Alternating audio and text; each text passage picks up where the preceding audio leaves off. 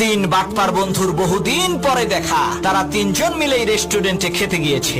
একজন রেস্টুরেন্টে ঢুকে ওয়াশরুমে চলে গেল, বাকি দুইজন বসে আলাপ করছে। প্রথম বন্ধু বলল, দোস্ত তোমার বাচ্চা কাচ্চা কয়জন? দ্বিতীয় বন্ধু বলল, দোস্ত আমার একটাই ছেলে, সে আমার মতোই বুদ্ধিমান, দামি একটি গাড়ি গিফট করে বিরাট বড় লোকের এক মেয়েরে পটাইছে, কোনো মতে বিয়েটা হয়ে গেলেই মেয়ের বাবার সমস্ত সম্পত্তি আমার। তখন প্রথম বন্ধু বলল, দোস্ত আমার ছেলেরও তো একই অবস্থা, সেও বিশাল বড় লোকের একমাত্র মেয়েরে পটাইছে, মেয়েটিকে ইমপ্রেস করার জন্য একটা ফ্ল্যাটও গিফট করছে, ভালোই ভালোই বিয়েটা হয়ে গেলে মেয়ের বাবার সমস্ত সম্পত্তি আমার।